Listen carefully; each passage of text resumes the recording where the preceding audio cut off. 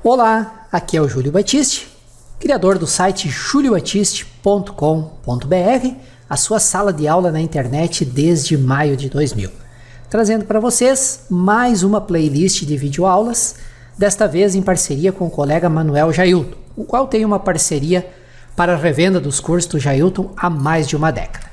É uma série de videoaulas sobre matemática. Matemática é o grande terror de muitas pessoas, né? E você precisa de matemática para o dia a dia, para o vestibular, quem vai fazer Enem, concursos públicos.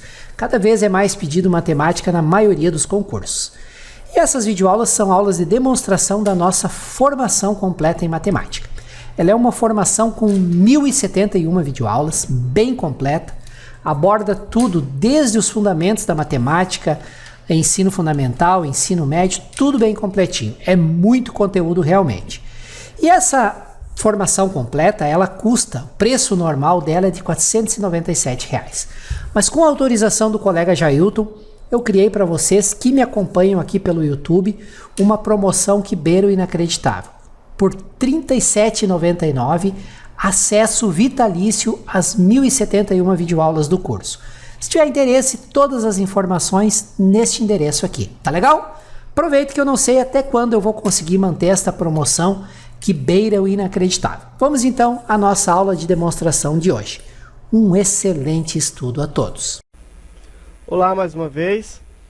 Continuando o nosso curso completo de matemática, nós vamos agora falar de um assunto bem importante, né? Muita da gente considera um pouquinho difícil, principalmente trabalhar com ele quando envolve várias operações, que é com certeza o assunto relacionado a frações.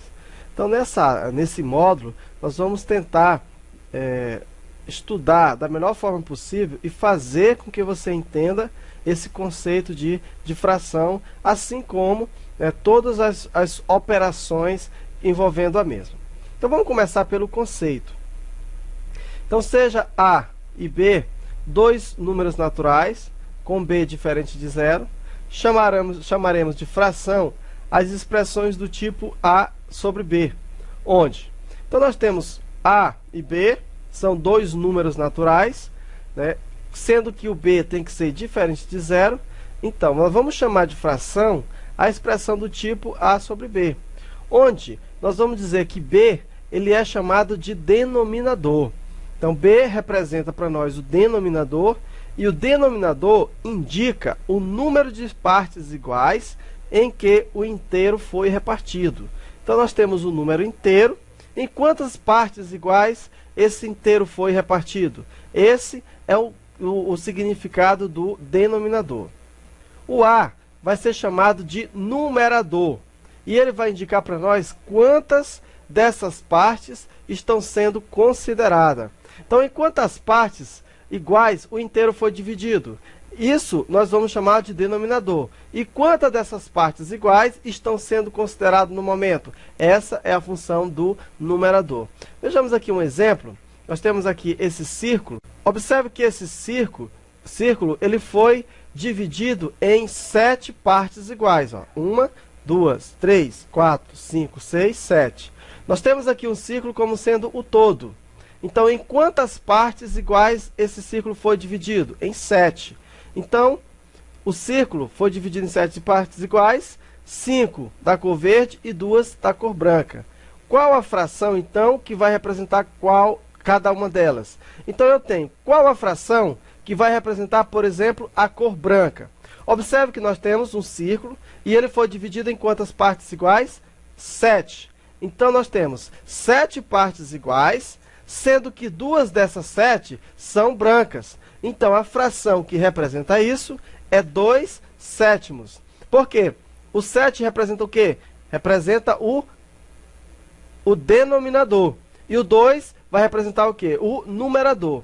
O numerador ele vai indicar quantas partes estão sendo consideradas. O que é que eu estou considerando nesse momento? Eu estou considerando a cor branca. Dentre os 7, quantos são brancos? 2. Por isso a fração é representada por 2 num total de 7. É isso que está dizendo para mim essa fração. Se eu for levar em consideração a cor verde, nós vamos ter uma fração diferente. Ó. Nós temos, observa que o todo representa para nós 7, que vai ser o denominador, e 5 vai representar a cor verde. Ó. 1, 2, 3, 4, 5. Dentre os 7 que foram repartidos, dentre as 7 partes iguais, 5 delas representam para nós a cor verde. Então, nós temos que a cor verde vai ser o numerador, ou seja, a quantidade que indica o número de partes consideradas, no caso, a cor verde, dentre um total. O total de quantas partes iguais? Um total de 7. 7, portanto, é o denominador. Assim, nós representamos a fração. Observe que, somando as duas partes brancas com as 5 partes verde, nós vamos ter um todo. Então, se você somar 5 mais 2, vai dar quanto? Vai dar 7. 7 dividido por 7 vai dar 1, ou seja, vai dar o todo. Então, dentre os 7, 2 representa a cor branca, por isso, 2 sétimos, e 5 né, representa a cor verde, por isso ficou 5 sétimos. Muito bem, então como é que nós fazemos a leitura né, das frações?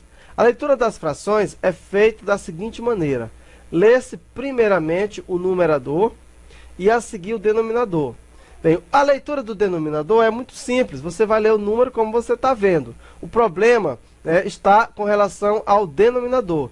O denominador ele vai adotar alguns nomes especiais.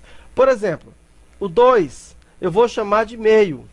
O 3 nós vamos chamar de terço. O 4, quarto.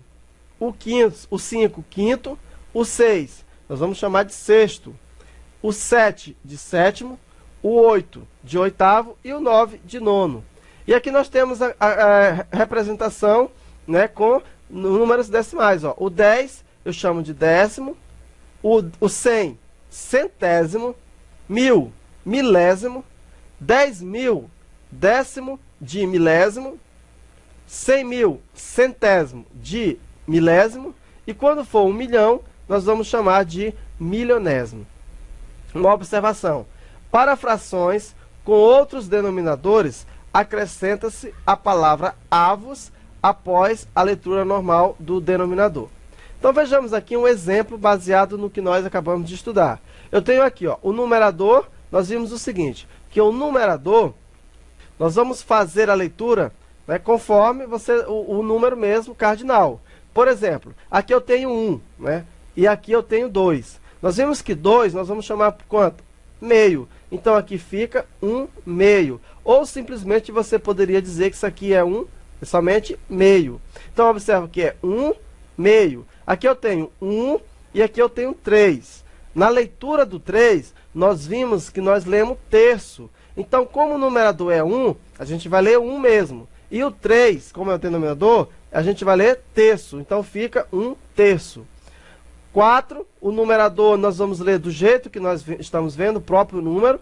O 5 representa para nós o quê? Quinto. Então, como nós lemos essa fração? 4 quintos. Então, 4 quintos é a leitura dessa fração. Aqui eu tenho 3 e veja que aqui eu tenho o 10. 10, nós vimos quando 10 é denominador, nós vamos dizer que é décimo. Como nós temos o numerador 3, então fica 3 décimos. Então, a leitura daqui nós vamos ler 3 décimos. Aqui eu tenho 87, nós vamos ler normalmente 87. E aqui nós temos o quê? 10.000. Então, a leitura vai ficar 87. Veja que 10.000 nós vamos ler décimos de milésimos, tá? 87 décimos de milésimos. 40, ó, veja que aqui o 38, como denominador, ele não é aquela nomenclatura de 2 a 9 e também não tem terminação por 0. Então, nesse caso, a leitura dele vai ficar o quê? O numerador normal, 40, e aqui nós vamos ler 38 e vamos acrescentar a palavra avos. Portanto, a leitura aqui vai ficar 40, 38 avos. Aqui a mesma forma, ó, 3, 19 avos. Então, 3, 19 avos. Então, quando você tem números diferentes, de 2, 3, 4, 5, 6, 7, 8 e 9, diferente de 10, 1000, 100 e etc. Então você vai acrescentar apenas a palavra avos. Aqui nós temos 7 milionésimo. Por quê? Porque nós temos aqui 1 milhão. Espero que você esteja gostando dessa aula. Não esquece de me ajudar aí no canal, dando um like no vídeo, se você estiver gostando. Inscreva-se no canal clicando no botão inscreva-se. Aí você recebe aviso sempre que uma nova aula é publicada. E se tiver dúvidas, críticas, sugestões e elogios, por gentileza, use o campo comentários abaixo do vídeo. Vamos seguir com a nossa aula. Então, fica, portanto, 7 milionésimo. Então, aqui nós vimos alguns exemplos, né, da leitura das frações. Se você quiser aprofundar esse conhecimento, você pode pesquisar na internet, ou mesmo nos seus livros, ou mesmo fazendo a prática desse assunto, que com certeza não é muito difícil. Então, continuando então o nosso estudo da fração, agora nós vamos estudar a classificação. Como que as frações se classificam? Primeiramente, nós temos as frações que são chamadas de frações próprias. O que são frações próprias? Então, quanto à classificação, as frações podem ser próprias, que é a primeira, e o que são frações próprias? São aquelas em que o numerador ele é menor do que o denominador, ou seja, representam quantidades menores que o inteiro. Se você for dividir o numerador pelo denominador, você vai obter um número diferente, menor do que 1. Então, esse tipo de fração nós chamamos de frações próprias. Por exemplo, 1/3, 4/5, 3/10, 12, 19 avos. Veja que todos esses números ele tem uma particularidade. A particularidade de serem menor do que 1.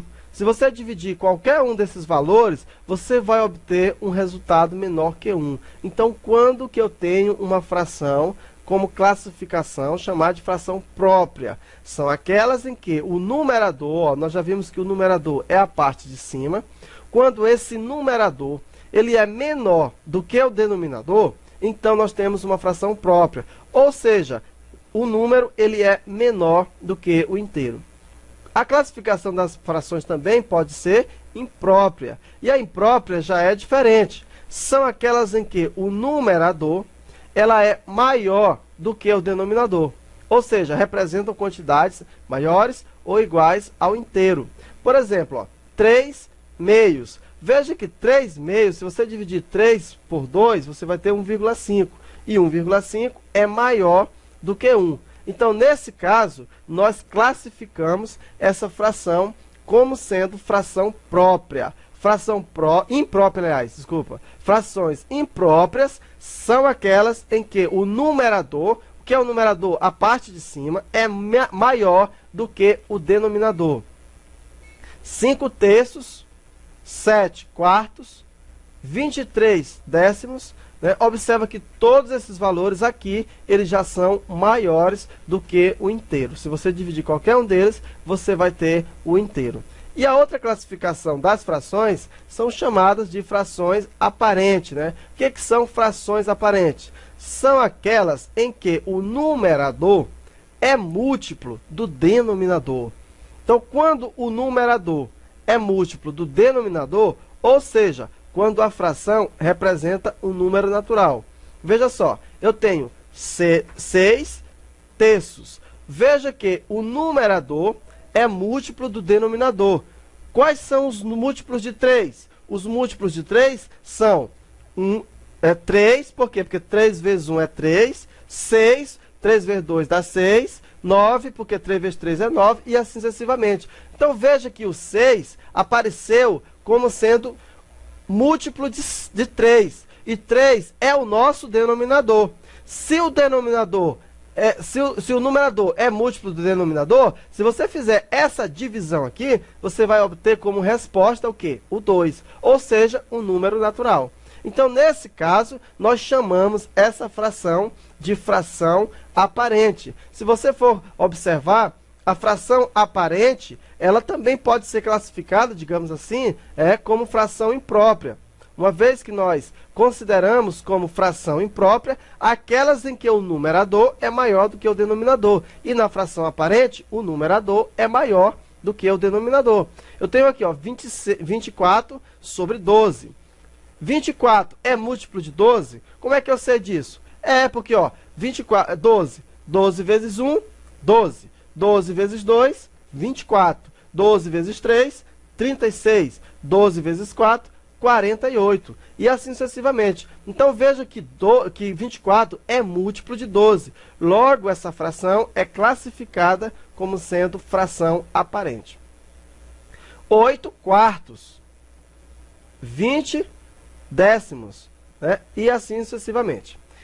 E também nós temos também a classificação das frações como sendo frações equivalentes. Então, nós vimos as frações quando elas são chamadas de frações próprias, frações impróprias, frações aparentes, e agora nós vamos ver as frações equivalentes. O que são frações equivalentes? Frações equivalentes são frações que representam a mesma quantidade de uma unidade, ou seja, a mesma parte do inteiro.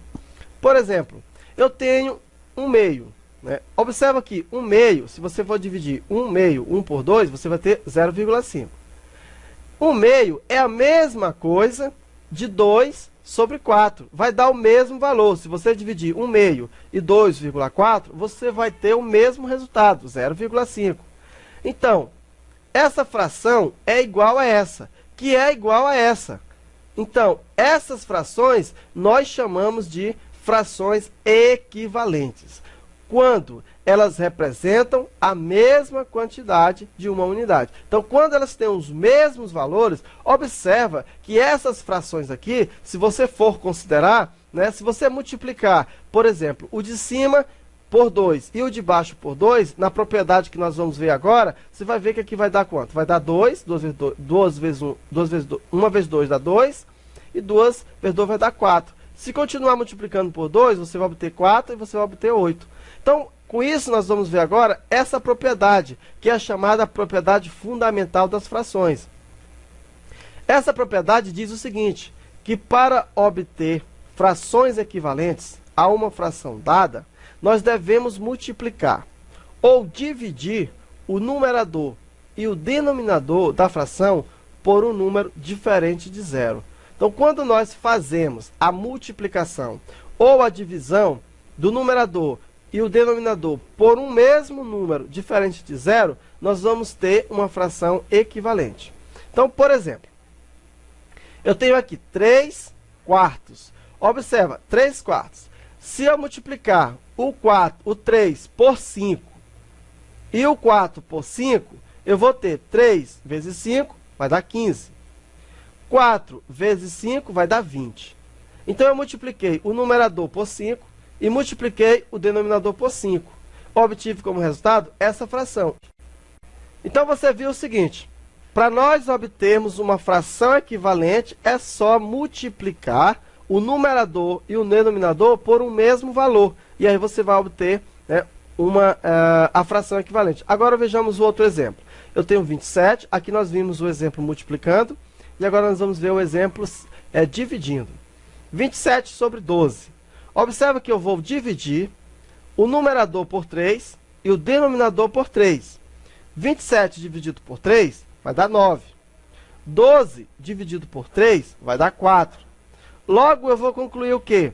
Eu vou concluir que 27 sobre 12 avos é igual a, ou equivalente, digamos assim, a 9 sobre 4, ou 9 quartos. Então, 27 12avos é igual a 9 quartos. Essas frações, nós dizemos que são equivalentes. Então, daí nós vimos o seguinte, né, que você pode, então, obter tanto multiplicando como dividindo. Isso é lógico, o número tem que poder ser dividido. Aqui, por exemplo, o 9 quartos já não pode mais ser dividido. Não existe mais nenhum número que eu divida o 9 e o 4 ao mesmo tempo. Não existe mais esse número, né? Multiplicar você poderia, mas dividir não. Então, aqui, esses números já não dá mais para dividir. Nós já dizemos que eles já estão simplificados. Que bom que você nos acompanhou até o final. nesta aula de demonstração da nossa formação completa em matemática, nessa parceria que temos com o colega Manuel Jailton. Lembrando que esta é uma formação completa, que aborda desde os fundamentos da matemática, matemática do ensino fundamental e toda a matemática do ensino médio. São 1.071 videoaulas baseadas no método Ágora, que é um método de estudos de ensino desenvolvido pelo professor Jailton, um método inédito no Brasil, com o qual você vai finalmente perder o seu medo de matemática. Um curso desses, completo, com suporte a dúvidas, certificado, normalmente custa bem caro. Nosso preço normal desse curso, para acesso vitalício às 1.071 videoaulas, é de R$ 497. Mas conversei com o professor Jailton e decidimos fazer uma promoção que beira o inacreditável. Por quê? Para alcançar o maior número de pessoas, para que mais pessoas possam aprender, perder o medo da matemática e aprender de verdade. E esse preço é de R$ 37,99. Não é mensalidade, pessoal, é um pagamento único. Você paga uma única vez R$ 37,99 e tem acesso vitalício ao curso. Todas as informações, lista das 1.071 videoaulas, como fazer a inscrição, como é o acesso, garantias de acesso, tudo detalhado, é só acessar esse endereço aqui, tá legal? Mas aproveite, não espere muito, que eu não sei até quando a gente vai conseguir manter esse valor aqui, tá legal? Mais uma vez, muito obrigado por terem me acompanhado até aqui, por terem assistido o vídeo até o final. Não esqueça de se inscrever no canal. Ao se inscrever, vocês são avisados sempre que um novo vídeo é publicado. Utilize o campo de comentários para colocar suas dúvidas, sugestões, críticas, elogios.